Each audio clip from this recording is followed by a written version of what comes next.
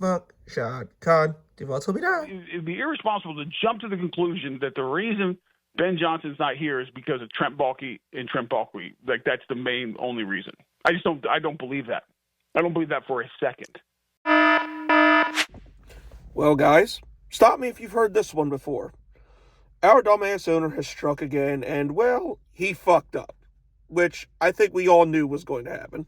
Now, if you saw it yesterday, Ben Johnson, for whatever reason, chose the Chicago Bears as his destination team. That's the one he's been allegedly wanted all along. Now, it's a tweet came out from you saw it play there, that it's implied that the Jags and Ben Johnson had interest in each other, but he didn't want it because of how the organization is structurally set up, or something along those lines. But anyway, it's implied that it has to do with the front office, and of course, the main thing everybody is pointing to is Trent Baalke.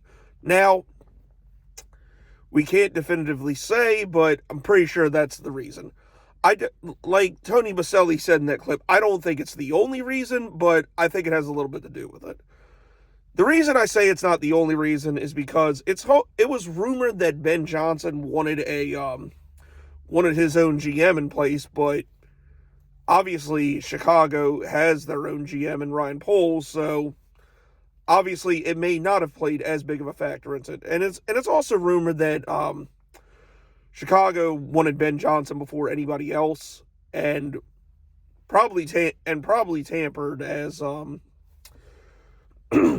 after they fired Matt Eberflus. So, but at this point, nothing we can really do about it. Why he picked Chicago is it's easy to see why. It's easy to sit here and point at Trent Baalke as to why he picked Chicago, but it's not weird. But it's weird to see why he picked Chicago and not the Raiders, since allegedly Tom Brady made a huge impression on him, and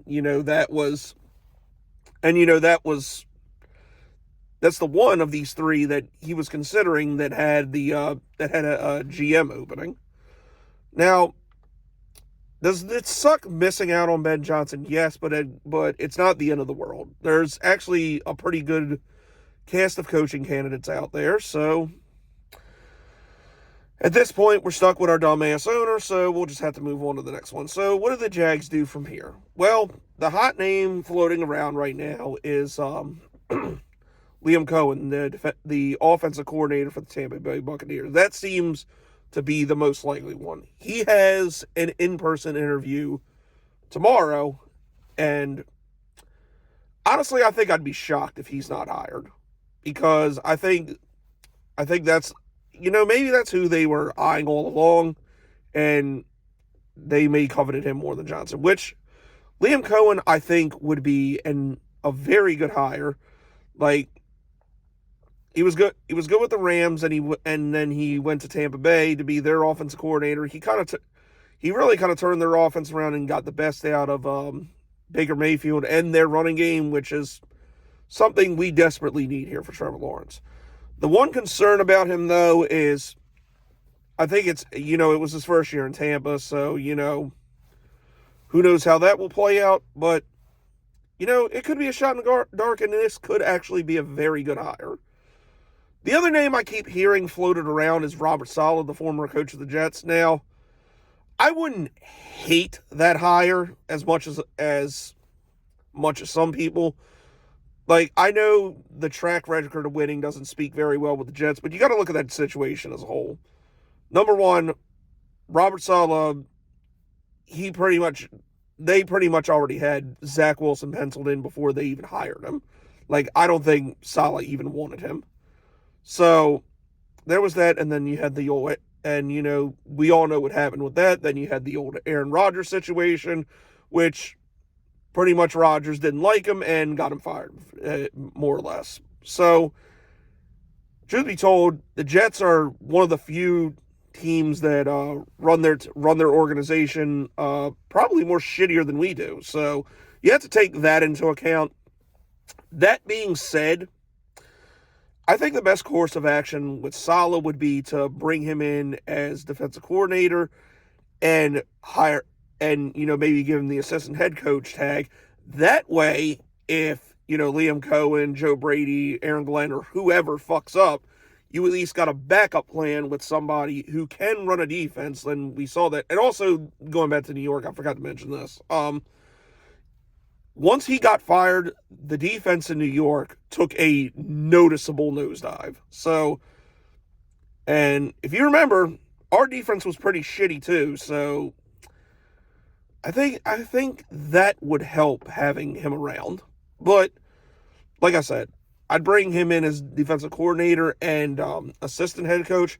That way, if in all the likelihood it looks like it's going to be Liam Cohen, if he fucks up, then you have a backup plan with Robert Saleh on the roster. Now, here and with Saleh, I'd be inclined to take this for a couple reasons. Like, a lot of people want him to go back to San Francisco and be their defensive coordinator. Like, I know CG the Troglodyte has put it in my comment section a couple times. But here's why that's a bad idea. Number one, you've already proven you can run a great defense in San Francisco. Like, you know that. So, I would think for Robert Saleh to get another head coaching opportunity, I think other people would want to see, okay, he ran a good defense in San Fran. Can he do it somewhere else? At least that's how I would feel about it. Like, if he comes to Jacksonville, and it doesn't even have to be Jacksonville. Like, if he comes to, I'm just using the Jags for an example. Like, if he comes there and he gets success out of the defense, then, teams are going to see that and be more inclined to give him another opportunity to be a head coach. Because if he goes back to San Fran with that talent that's on that team, which how their defensive coordinator fucked it up last year with that kind of talent on the roster, I will never figure out. But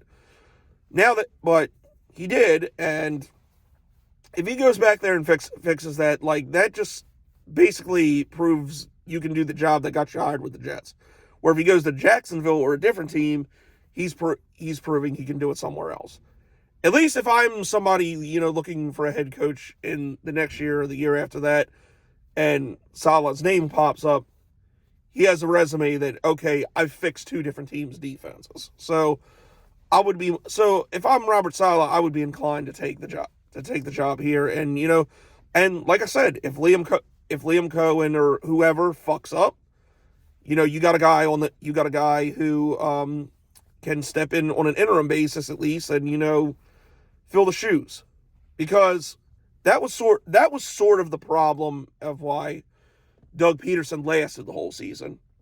It's like, yeah, he deserved to be fired, but who were you going to put in as the interim coach? Ryan Nielsen, Press Taylor, like, pretty much everybody didn't like them both either. Like, so, unfortunately, Doug Peterson was the best option, just to let him finish the season. But if I had to guess at this point, Liam Cohen is what I think happens. I definitely would try to get Robert Saleh in here as the defensive coordinator. I would absolutely make both of those hires, if at all possible. But, who knows? Shad Khan's probably going to fuck that up too. But we'll see in the coming days. It may be tomorrow, it may be next week, but I would think around then the Jags will have their guy, especially if it is Liam Cohen. Like, I think if that's, like, Liam Cohen, I think if that's who they want, I think, either Wednesday or Thursday, it's going to be announced that he's hired. But we'll see. See what happens. But that's it. That's all, people. It's been your boy Jagging Off. Go Jags. Duval till I die. Go.